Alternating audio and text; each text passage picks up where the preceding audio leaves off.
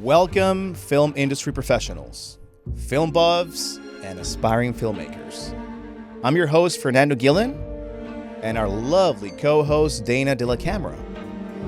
This is the Cinema Pathway TV show, presented by Paradoxical Films and brought to you by Cinevideotech. Join us on this journey behind the camera and, most importantly, beyond what we know about cinema and the craft of filmmaking and all its mysteries. So please, take a seat, grab a soda and some popcorn, and join us on this cinema road together, because we are the Cinema Pathway TV show. Welcome to the Cinema Pathway TV show. I'm your co-host, Dana De La Camera, and today we have a very special guest, the talented filmmaker and artist, Mr. Claudio Marcotulli. Claudio, thank you so much for being here with us today. Thank you. So glad to be here. It's fantastic. Claudio Marcotulli is a filmmaker born in Venezuela. From his early days growing up in Caracas, his passion for aerodynamics, filmmaking, and the arts grew tremendously every day until he had the opportunity to train as an aeronautical engineer. As Claudio Marcotulli continued his education in the early 2000s, he received his Bachelor in Fine Arts from Emerson College in Boston and a Master of Fine Arts degree from the Miami International University of Art and Design in 2005. Since then, his work has been exhibited internationally, and he has received support from the South Florida PBS, the Knight Foundation, and Miami Live Arts, among others. Claudio is a Miami-based artist, working predominantly in media, sculpture, and performance to create works investigating his interest in technology and nature by illuminating existential questions around these subjects. His projects range from sculpture and performance installations to film and digital imagery, often referencing memory, natural elements, and climate change issues with a surrealistic approach. Marcotulli also explores principles of aerodynamics that reveal the science and poetry behind flight mechanics. He has been an artist in residence in Live Arts Miami's Lab Alliance in 2018, Mana Contemporary Miami in 2019 through 2020, and Laundromat Art Space since 2021. And his films have been official selections and screened at the Miami Film Festival, Screen Dance Miami, and over 20 international film festivals worldwide. All the experience you have, you have dabbled in so many things. So tell us, when did you first hear that whisper in the creative world? How did you know maybe you were going to be an artist, or how did you get to that journey? Did it start as a child? Certainly. I have a feeling that it comes from childhood. I think we are all born artists, actually. I think that all human beings have that talent inside, and I think once it's getting cultivated by their parents or the professors, educators, it just sparks. And some people take the route, some other kind of put a block on it and maybe stop developing it. But I think we all have the potential. And I think I have to say that I owe a lot to my grandmother. Every time I would go to her apartment in Caracas, Venezuela, she would have a box full of markers from, all different colors. And she would give us paper, and we would make a mess in the house, my brother and me. And what would you do with the markers? Do anything that comes to mind and draw, like kids do. I do remember very, very vividly the instruments, the markers, because I don't know, I connect very well with the tools that we use artists to create. I didn't know if you were going to say that instead of drawing with the markers, you did something else, like you were building with them or something. I guess we did. Because of your aerodynamic kind of background, I was like, she probably put them for you to draw, and I can just imagine you like building. We would build things, yeah, for sure. And we use cards. Like, I don't know if you have played with what do you call those? The ones that you use in a gambling house, and we would build castles. Oh, castles with the cards. Yeah, or paper and tape and whatever, anything that she could offer us to be creative, she would go for it. So I know you mentioned your grandmother, but I also know that your grandfather had some influence on you too. Can you talk a little bit about that? From my mother's side, my grandfather, he started actually carrying cans of film in a truck. and driving around and bringing the cans to the theaters. That's what I know. Very rapidly, he climbed the ladder of positions, right, in a distribution business. How things happen most of the time, recommendations. People like you, they would recommend you. And he got recommended to have a job with the Universal Pictures. He didn't even speak Italian. They offered him, you want to be general manager of Universal Pictures in Rome? He said, of course. He's in charge of all the distribution that would come from America to Europe. And so he went there. And from there, he's kept going. And I think it was a very special moment for him. He loved Italy. I love Italy myself. My dad is Italian. He got a pleasure for the food, for the culture, and of course, meeting all these directors that at the time were doing fantastic films. He ended up being vice president of Universal Pictures, living in New York. And then he decided to open his own movie theaters, which he did in Panama, where my mother is from. One of the theaters was called Universal, like the company that he worked so many years. And the other one was called Astor. Oh, wow. And are those theaters still there today? No. Though, unfortunately, my grandfather, when cable came to Panama, the TV cable, people kind of stopped going to the theaters. And it was a bad time for the theater business. So he had recently opened in two big, huge theaters, and Alpha and Omega was the name of these two theaters. If you don't have people going to the theaters, he suffered quite a hit financially. So he closed the theaters. He retired in a place called Coronado in Panama, which is a beautiful golf course. And the house was just feet away from it. And so we would play golf together. And yeah, that was a beautiful time. Are there any other, maybe meaningful experiences that inspired you as a creative? My grandfather, at the time that I had him around, I was not considering becoming an artist. In those days, I wanted to be actually a pilot. I haven't tell you, but I'm a big fan of flying. I recently started flying paragliding again because I used to fly very often. Every sunny day I was out in the hills flying my paraglider, and it was such a feeling of freedom and such a beautiful activity. You fly like birds, right? No noise. You glide in the mountain and catch those thermals to go up, and you can stay hours in, even reach the clouds, literally. I stopped doing that when I came to the United States to study film. Time passed and decades passed. I'm now 51 years old.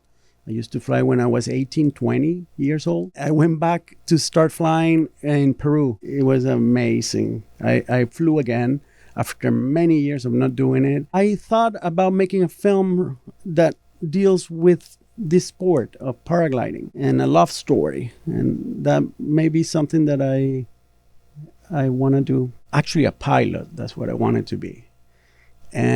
But my dad is, he doesn't like too much the flying part. And he kind of discouraged me not to go in that route. But he said, if you want, I would pay for an aerospace engineering career for you.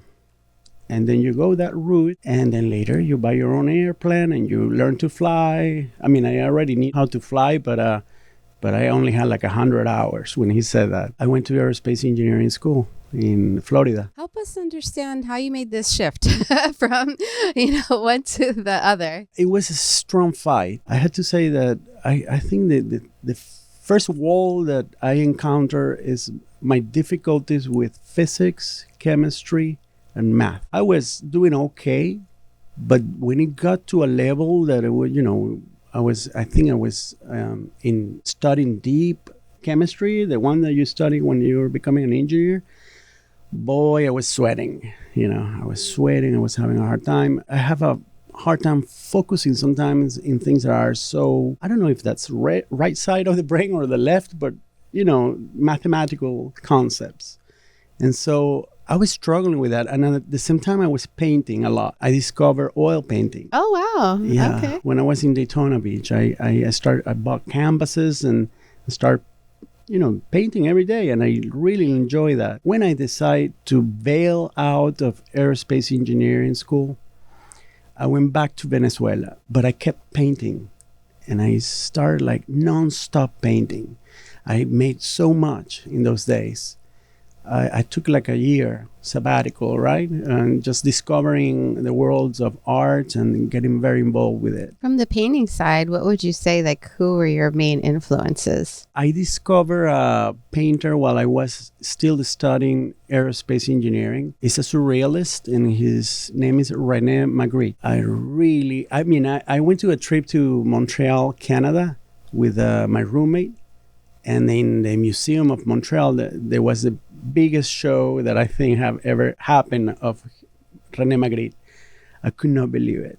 I was completely in paradise, seeing his art, his work.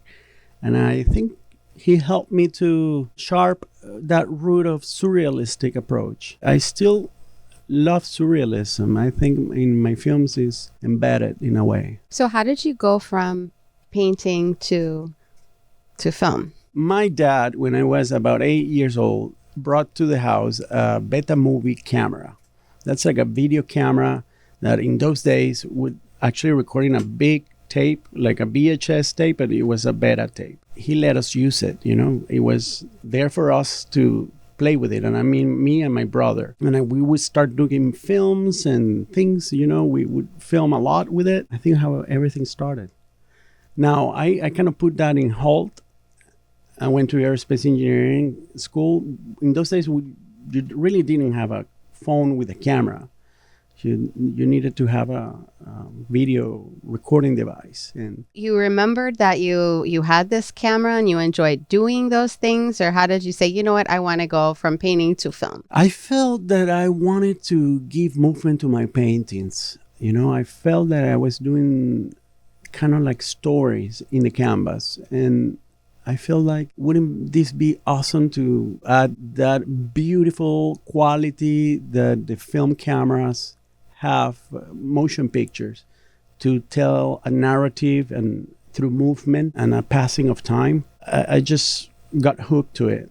Once I learned that I could do art with movement, I feel, wow, this is great. So tell us a little bit about how you kind of mix your media up. How do you integrate maybe different art forms together or use them to inspire one another? Navigating between mediums is a beautiful thing. And I believe that filmmaking is one of the most complex and that draws so many artists to collaborate and create something that is so immersive and so profound. It's very, films are changing the way we see things in life, I think. I think it has it's being used politically in history to change and shift, agendas. It's being used in art form to navigate and go deep into the unconscious, like did Fellini and Buñuel. And it's being used also to make a lot of money. So I know that you said you lived in a few places. And so how have they impacted your work? My roots are from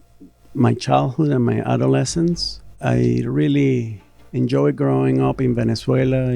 It's a beautiful country. I experienced a lot of freedom when I was a kid. There was a place where my family it was a club, and they had horses in the club.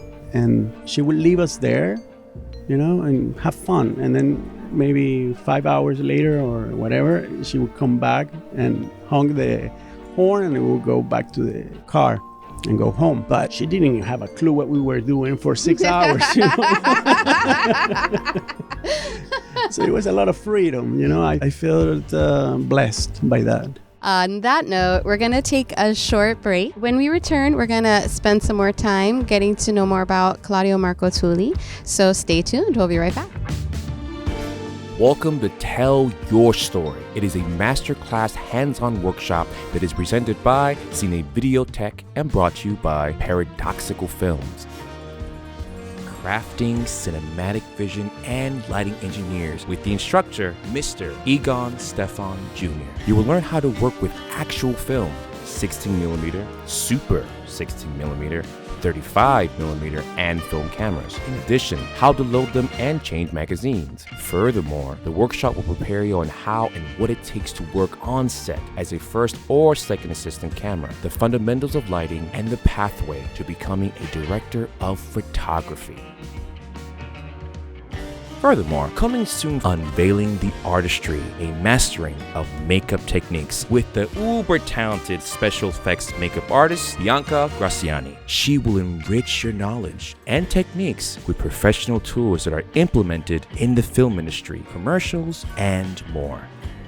For information about the classes and updates, everything will be posted on our website at www.paradoxicalfilms.com/tell-your-story. Welcome back, film family. So we are here with the very talented filmmaker and artist, Claudio Marcotulli. Claudio, tell us a little bit more about what is a typical day in your studio look like for you? Because I know you spoke a little bit about the discipline and writing down. When I'm in the middle of a project that already had started and has a course, that I have a vision what I want to do. Basically, it's going to the studio and making it happen, It's just really handiwork, cutting wood, gluing, making noise with the saw machine, whatever, that kind of thing. Sometimes I spend a lot of time playing with objects. I have a collection of lenses. My sculptures are really, in a way, they are very inspired in cinema and objects like cameras. And so I have a collection of resins that I do that have shapes, and I start playing with them, and I take a lot of pictures of these. And I feel actually that those pictures are part of my manifestation of art, in the sense that in the creative process, I'm developing aesthetics that I like. Lately, I thought I want to make an exhibition with these pictures, because I really haven't shown them really, other than sometimes in Instagram and things like that. So I want to put together an exhibition. But yeah, when I'm playing, I'm developing more ideas. And that's kind of feeds me to develop a new work of art. I know that I always tell people when you're playing, you're at like the highest energy frequency. So it's always great to be playing, because then you can stay in that space of curiosity that you were talking about, right? And I know you also create with your wife. So can you tell us a little bit how that works? Yeah. When you add another person in the element, in the picture, so to speak. Yes, it's fascinating. In a way, I mean, I don't want to brag or say that. No, go brag. You can. It's okay. Well, but I think I helped her. I think she wanted to open the doors to the creative, letting her artists come out and develop work. And she was working mostly in the administrative side of the cultural affairs. She went to dance and performance school in New World. I mean, she's an amazing artist. She is so sensitive. I started, falling in love, not only with her, of course, but what she was doing. It's like connection to the time that she spent researching about a subject. And she gets so persistent. And looking at that, I said, we need to do films. We need to, start filming dance films and performances and things like that, and combining what I know with what you know, and create this new form of art, which is not so new, but is probably not exploited or seen so much by the public. Nowadays, there's a film festival in Miami that I love. It's called the Miami Screen Dance, and it's run by Pioneer Winter. Very talented artists. Yeah, we screen over there, but all started with very short videos of 15 seconds of performance, Instagram videos, 15 seconds. And we were having fun. And then some people view those videos and say, well, we should, you should be doing longer films. And so was that the inspiration, but behind the first film you made with your wife together? Yes, I owe it to Instagram. Thank you, Instagram. And so what was the message and the story of that film through the movement? Like, what were you trying to communicate, or was there? A lot of improvisation took place. Today, for me, the word improvisation is another treasure. I used to think improvisation should be out of the question. You have to plan everything very well, have it ready, and then execute it. But then I learned from the world of dance that improvisation is really one of the most powerful tools to create, and is used a lot in dance, in the world of performance. And so it's a kind of like writing a script as you go and developing things. And then, of course, like, for instance, the performance that she's just doing, I should clarify that before coming here, I was filming a performance of her. Yeah, she edited the performance, meaning she the talent performing with certain leads, but a lot is based on improvisation. And then she grasps what she likes the most and start building blocks. So what do you think is this leads to or contributes to the success you have with creating with her, right? Because you're working together. So what do you think makes that work for you guys? It's interesting because we influence each other a lot. An important thing is to have a lot of respect for the artists that you are working with. In the case when I'm working with her, I try to respect her approach. I may offer things will enhance or help tell the story, but I don't force anything. I listen, and if it's her performance, I'm all for helping her to bloom that idea. That goes in cinema. It's just like, I should be like that, I think. And how has she influenced your work? Right now, in the past maybe couple years or even a little more, 3 years, she's been studying a lot of cultures that were before the Incas in Peru. She's from Peru. And so she dived very deep into, the history and the art that was in those days, that was created by the people that were living in those years. And she uses a lot of that material to create. It's, I think, influence, because now I try not to stay just in what's going on in the present, but look back and learn from the people that were before us. And that's a whole world, You told us a little bit about some of your, visual art inspiration, but what filmmakers have inspired you? I have a deep love for Fellini. He has the soul of an educator. He's very honest in his films, and he takes challenges deep. He explores those, and of course, using the surrealistic approach that I love so much, allows me to daydream a lot. And he's really igniting that in me, when I watch his films. So that's one of my favorite filmmakers. But I also like David Lynch, which is also very much an avant-garde, free will filmmaker. I wish I would have met him. Actually, I shouldn't say that. I met him, not in person, but through his work. When you love the work of an artist, you're getting to know that artist. I can say that I somehow met his spirit. I like Paul Thomas Anderson. I like him very much too.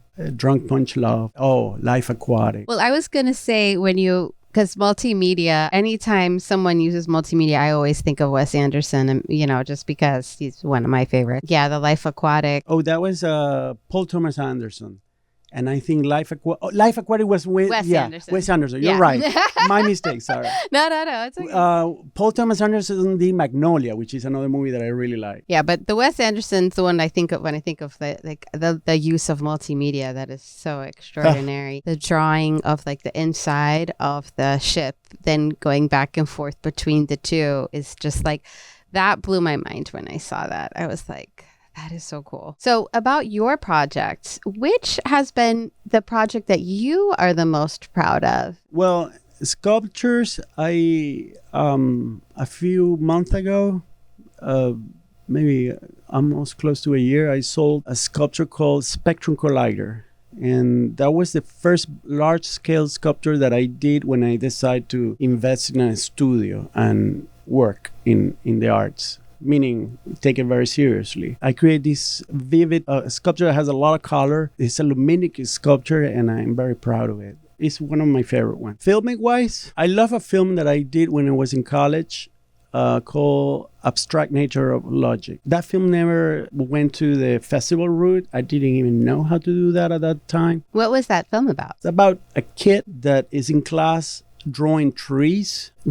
How do you call that? Doodling? Yeah, doodling. Doodling. While there's going on a geometry class. And so the professor is teaching something about the triangle. I play the professor in that film. Very rigid, you know.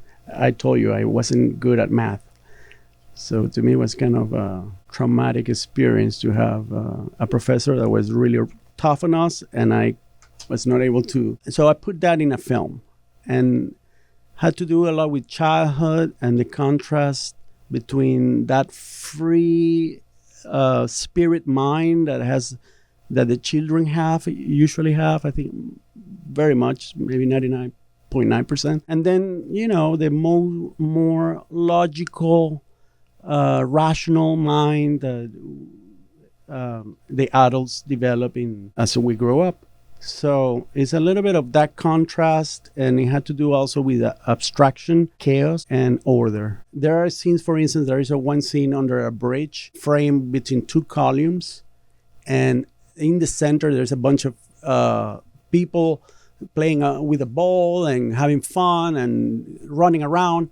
And suddenly when this professor appears in the frame going towards a wall in the back, everyone start getting organized and make a line, and it goes to the borders or the two columns and starts circling the columns, one in one sense and the other one in the other sense. And I filmed, you know, one side, the other side of the column, the guys going from left to right, right to left. And the professor was carrying a bench, a little stool actually, and he had an envelope that would go from red to green and green to red and flipping like that, kind of keeping the time, right? That scene, I mean, I don't know. I think it's one of the ones that I feel more proud of. It's very abstract, right? But I don't know how I came out with that idea. I went to the bridge and I sat down for a while and I explored the location. And then the idea started coming out. And so has anyone seen that film? I'm going to share it with you so you can put a little All part. right. An exclusive world premiere. Claudio Marcotulli. No, but for real, if it's inspiring you, here we are talking about it. You know, it's been a few years later. It could really, who knows what could inspire. I want to re-edit it because I have it on 16 millimeter, and I at the time I digitized it on a Betacam tape, and it was, you know, the old, not even high definition, the one before. But also I find that, you know, I have a friend that just shot a film in 16 millimeter. So there is kind of that interest in films of that time. Maybe you could, you know, do little things here, but it's also kind of like the grittiness of like the way that it looks too. Film is what a beautiful medium. Celluloid. These cameras that you guys are using here are amazing, but the celluloid, I think there's kind of like a comeback now. More directors are going for it. You know, they're investing, and because think about it, the emulsion, it has grains of silver, and the light hits those grains and oxidate and creates a process which imprints an image through oxidation, I believe, or something like that. And it's very physical. It's like almost like what happened in the eye. In the eye, actually, there is I learned recently that there is a chemistry reaction with once the photons hit those nerves, the cones, or the other one were los bastones. I forgot how to say that in English. But these things that we have in the back of our eyes in these cells, and then there is a release of chemical that then is translating into electricity that goes into the brain. Film is very much like that, you know? It's different than a digital sensor. There is that physicality which adds some sort of existential dimension to it, and it's very also random inside, because the grain is not, every frame is different than the next, and it's not a grid. I mean, even if you capture in cellular and then you digitize, you kind of hold more that physicality. Now you hear Scorsese talking about the medium. I think it was Scorsese, and he was telling, no, that was David Lynch. David Lynch is one of my favorite directors, but I don't agree with him. He says that's a dinosaur. So I don't know. Well, taste. Every artist has his own taste. Yeah, art is subjective. I think, whatever speaks to you, right? That's what you should do. I'm just excited that the world is going to get to see this film that you made that you're so proud of, right? Because I think that, maybe now's just the time, right? Maybe to put it out there and share it with the world. Or even create an installation could be too, Oh, look at, we are creating new installations right now. You heard it first on the Cinema Pathway TV show. We are creating art right now, right? Yes. All right. Well, we're going to take a short break, but stay tuned. We'll be right back with more Claudio Marcotulli. We want to take this moment to thank our partners that helped us make this show possible. Cine Videotech has provided film equipment, training, and rental services inside and outside the United States since 1968. Theatrical Productions offers consulting, productions, and rental services in Central and South America for a wide range of films, advertising, marketing, commercial projects, and more. Art Accelerator is a non-profit organization that helps emerging artists accelerate their careers through film classes and film industry networking events. Welcome back, film family. So we are here with Claudio Marcotulli, and Claudio has been talking to us a lot about his experience as a filmmaker and an artist, and he is also an educator. And he has been an educator at both Miami-Dade College and the Florida Film Institute. So, Claudia, tell us what it's like now being on the other side as an educator and, nurturing this next generation of filmmakers. Wow, it's a gift to be able to give back. It's very exciting to see the new generation learning the craft, with all the elements needed to be able to play with the tools of cinema, right? I see, it's very promising. I see the changes. Things are happening so fast. Artificial intelligence, for instance, that's one of them. But there's also the accessibility to equipment that I did not have when I was starting my career. You can have a powerhouse in a laptop, or on your phone, on your cell phone. Or in your phone, yeah. Exactly. It's amazing.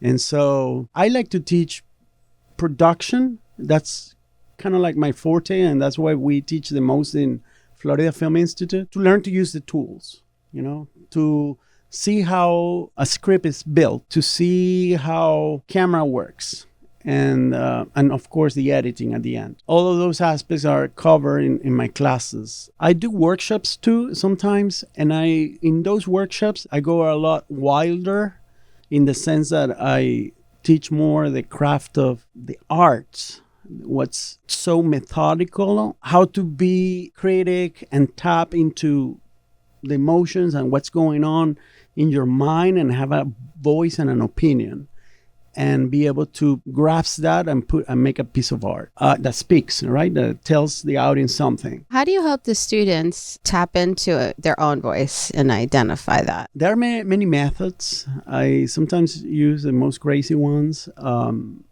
For instance, I remember one day I did a class and we were in a big library, thousands and thousands of books. And I say, go get whatever book you see. Don't even read the title. Take it out and open it in any page and put your finger there. And then come and tell me what is that about. And so they would do that. And then we say, well, you see, now we collect, I don't know how many students were, probably 20. And we had 20 different ideas to make films. I love that. That sounds so fun. I want to do that. It's difficult to really, where to draw ideas, I think to teach that is hard because every human being is a whole world. You don't want to block anything that they want to say, you want to sort of be able to give them the tools and have their own voice. How do you see this new generation of filmmakers different from what, what you grew like when you grew up as a filmmaker? Clear example would be one of the disadvantages of digital era versus the way I learned, I think, is that the cost of film is so much. I remember buying a can of film, it would be $120 at least for 10 minutes. And now you can roll for hours. That helped me to establish pre-production in my head and prepare very much what I wanted to put into the camera. And nowadays, of course, they have the luxury. So it's a little different. However, the pre-production is so important, and the more you prepare, obviously, I think the smoother a shoot will go. So. Yeah, and allows you later to even have a little more improvisation time if you want. It builds room, right? But I don't know what's going to happen with artificial intelligence, to tell you the truth, because now I see that you can build a storyboard like this. You know, you tell the whatever it is, the application, and it will draw it for you, you know, if you put a script. I haven't really tapped into that yet. I think, you know, it's going to be big changes. So you're not currently using AI for any of your film or class? Not for much for a film, but for what I do, I like to do this. It's like a mirror. And it's like looking your face in a mirror. And what I do, I write a poem, and then I run it through ChatGPT, and I ask ChatGPT to write a critique what I wrote. I actually, a couple of days ago, I asked to write it specifically as a famous New York Times art critic. And it's amazing, you know, it's flattering. And of course, the ego start boosting and the self-esteem is going to explode because it writes amazing. But what it helps me is to see, of course, it's a little bit of an investigation of how AI operates for me. I want to see the capability, and it's improving every day as we speak. It's another tool, and I hope the tool helps us build a great society, and I hope I have mixed thoughts. Do you have concerns for like the future of film because of AI, or do you think that they'll be able to coexist peacefully? I have so many artist friends nowadays in the multimedia, and I think artists have a very strong rebel side, Mm-hmm. and I like that. You challenge, you know, the what's happening, and make people think about stuff that usually we don't engage in. But through the arts, we can develop consciousness of things that are, for me, important. And I hope that these kind of artists are never going to die. It's really another tool in the toolbox. And that's my hope. I want to mention this. I think there's a danger of AI becoming such a profitable source that shapes humanity just for the exchange and build up of big empires of money. If that's the case, I think we are all... Why? Because, you know, who is going to put a stop on that? Nobody can. And I don't know, the resources of Earth are not limitless, you know. It's going to want more electricity because AI requires electricity. So it's going to require also that, you know, the whole world start demanding things that are not necessarily good for nature. And so that's my fear. That's the side that I don't like too much. But I also think, and this is what I'm connecting more these days, is learning about what consciousness is. I don't have a grip on it, but I have a sense of what consciousness can be. And with this era of quantum philosophy, quantum math, we are discovering things that are amazing.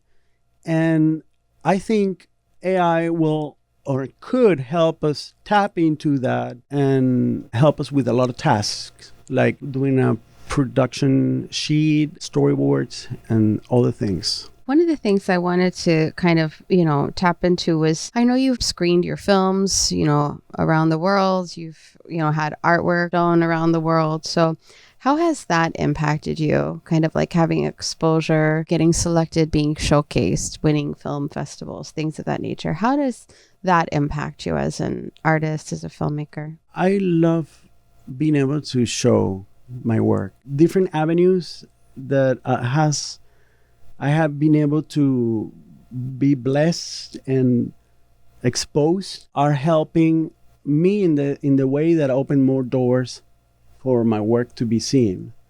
And that is one of the main reasons why many artists keep going, you know, because we're able to show something. It's a way of expressing. I recently had a sculpture in the Deering State It's my first large-scale sculpture in exteriors and in public art, and it's called Arcs of Time. And I love the fact that it was watched by thousands and thousands of people, because that place, it welcomes everybody from many regions of the United States. And yeah, it helps, it helps. I love seeing comments. New conversations happen when the public start exploring what the art is about. And those conversations are one of the reasons I do this. So can you tell us a little bit about the upcoming projects that you're working on now? Well, in 10 days, I'll be going to Vermont. I'm going to spend a month in an artistic residency called Vermont Studio Center. And over there, I'm going to create multimedia work, mostly sculptures, I think. I don't have a fixed plan yet. I'm bringing some materials with me. I'm going to drive. And so I'm going to load my car with materials, and we'll see what happens there. And do you have any film projects coming up in the near future? At this moment, I'm writing. I'm collecting a lot of daily writings. I have a project. It's a multimedia project that I want to do. It has a very strong film component. It's about being able to look back, and I mean literally. Having a camera in the back of the head that you can actually watch back. And I'm going to have performance, do a choreography, and build something out of that. I don't know, because it's in a very early stage. But I'm creating this sculpture that will have a camera. It's a helmet, and it will have like what the horses have. How do you call those? Blinders. Yeah, thank you. And those blinders will move with the movement of the head, And so the performers are going to be able to look back and learn to walk backwards and move backwards and use everything backwards. I think what I'm exploring with this is the malleability of the body with the new technologies, how the new technologies are shaping us. And I'm going to take it to extreme and learn to walk backwards and see. I hope I can actually experiment and have the budget to have, the luxury of having time with the performers, because that would allow me to learn more and see what possibilities are there. And so, yeah, that's a big, I need to raise no less than $50,000 to do that project. So that's a starting point. And if I get that, and I've been applying to grants, I'll be able to jumpstart or kickstart this project. Do you see it as an installation, like live, that people can watch and be a part of while you're filming? Yeah. Because you would film it, right? But I will show the film in projectors. I would have also a component of live performance for the opening, perhaps the closing, and maybe one performance in the middle of an exhibition. Because I guess in my mind, I'm thinking, like, would you make this into a documentary? I want to send whole it to performance. film festivals, the film component. And so edit it in a way that can be enjoyed in theaters. I really love this idea. I can't wait to see it get done. It's very, very interesting to me. Thank you. Yeah. So I'm actually excited. What is it like for you when you go overseas and when you travel internationally and show your work? Is that different than showing it here in the US, or? Well, I've shown some work in Mexico in a residency that I did, and that was a pleasure because the group of people that I was part of were very like-minded, and it was very well received, my work. It was very international, by the way, all the artists that were part of that artistic residency. Senu played in a variety of different countries: Mexico, Germany, Colombia, Brazil, the United States. I couldn't go to all the countries while the films was screened, but I got feedback, from the festivals or through, different platforms, social media, because I have a Facebook page for the movie. And it was great, to hear those comments, that's one of the biggest reasons why we make films. What was that film about? The film was about a musician that was going through a depression.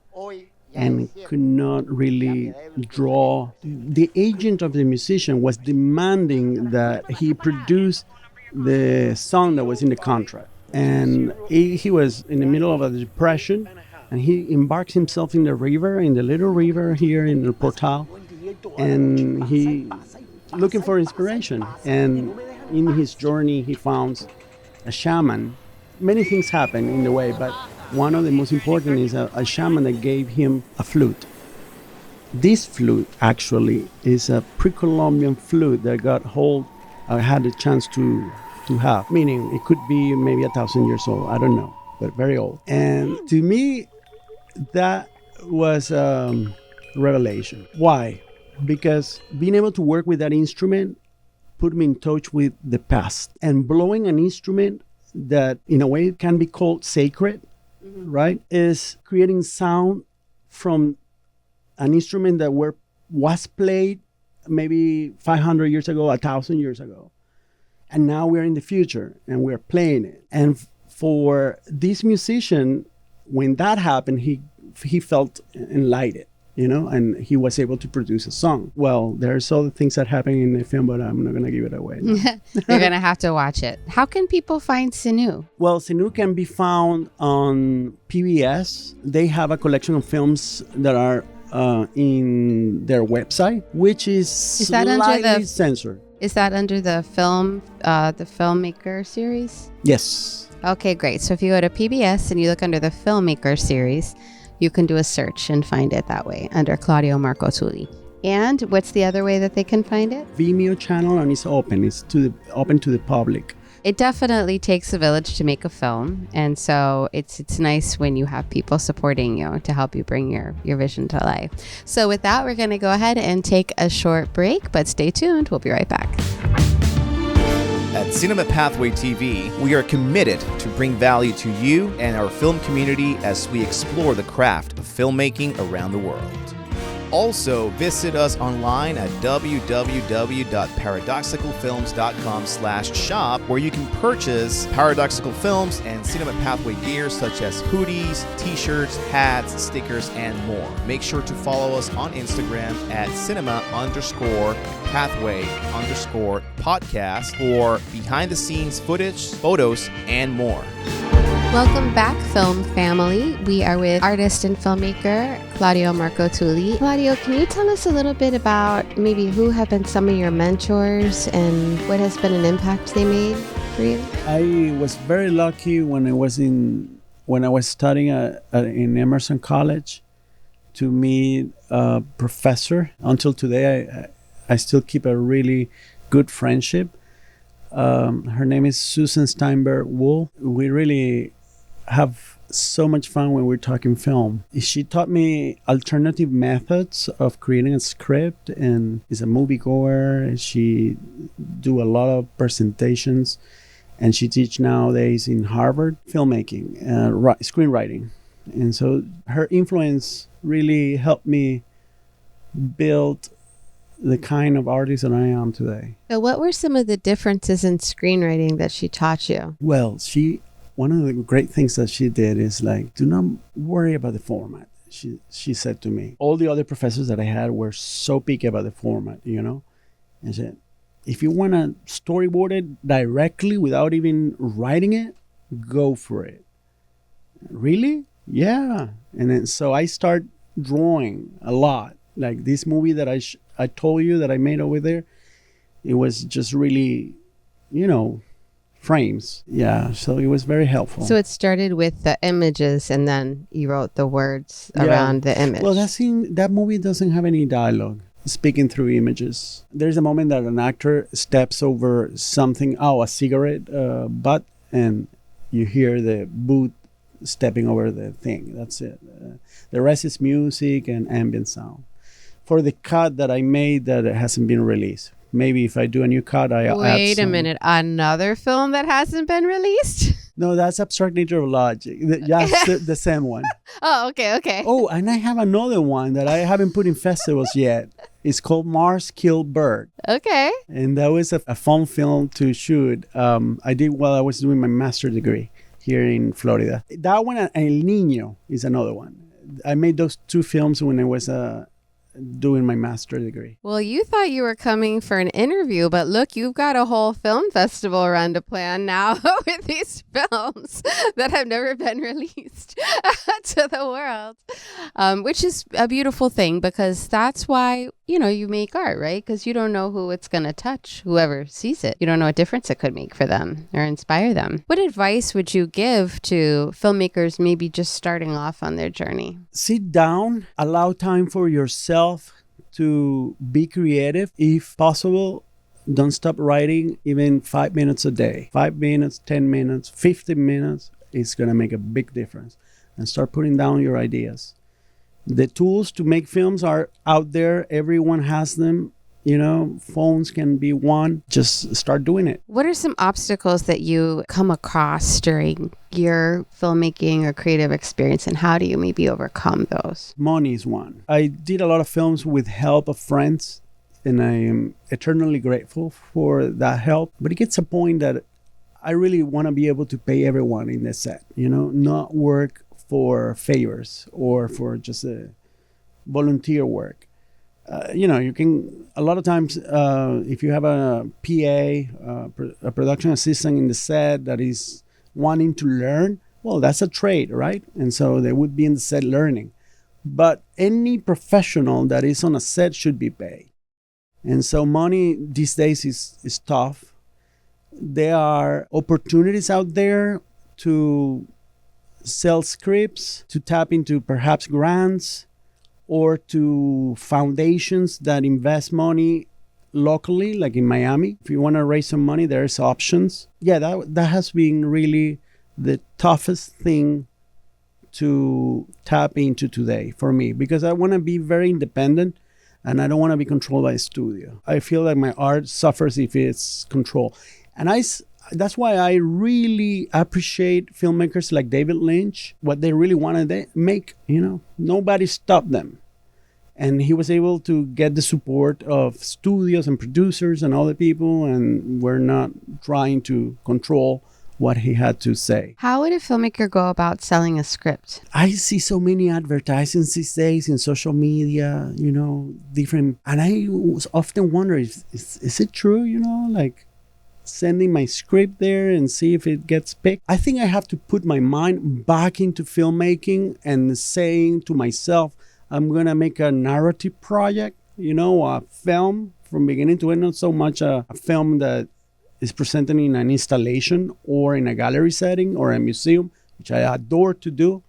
But when it comes to write a script and raise fundings, I guess putting my mind into it will make it happen, because it's how things go. If you fixating with something, the energy goes there and you're working towards it, so you start planting the seed. I think everyone that wants to make a film can start by building the pre-production. And that's what I did with Zenu and other films.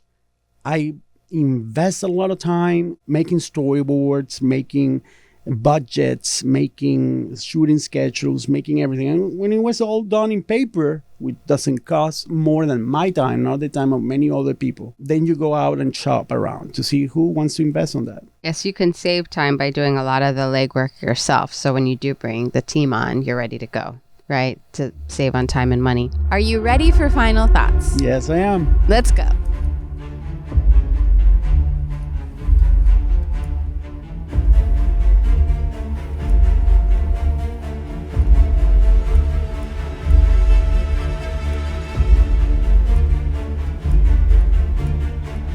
So this next part is kind of us getting to know more about you as just a person, a human in general. So we have a couple of questions that we ask. So just want you to give the first answer that comes to your mind. So there's no right or wrong question. It's just this, for fun. If you could work with any filmmaker on the planet and collaborate on a project, who would it be? Steven Spielberg. Oh, Steven Spielberg. Okay, cool.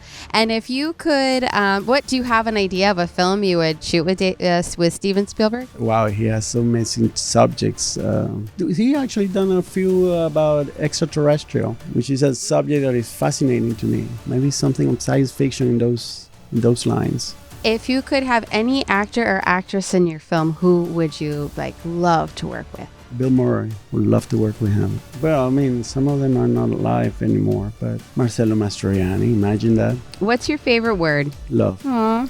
What's your favorite food? Pasta. What is the favorite place that you've been to in the world so far? Czech Republic. Really? Where's a place that you want to go that you haven't been to yet? Australia. How do you wish to be remembered? Someone that took the courage to go deep and explore subjects that sometimes we take for granted. If you had to sum up all of your work so far in one word, what would it be? Mysterious. Ooh. Very cool. Where can our audience find you? How can they connect with you? What would be the best way? I have a website, ClaudioMarcotulli.com. Instagram also, Marcotulli. So it would be that thing and Marcotulli. The at sign. Any words of wisdom that you'd like to share? Fight for your rights to party.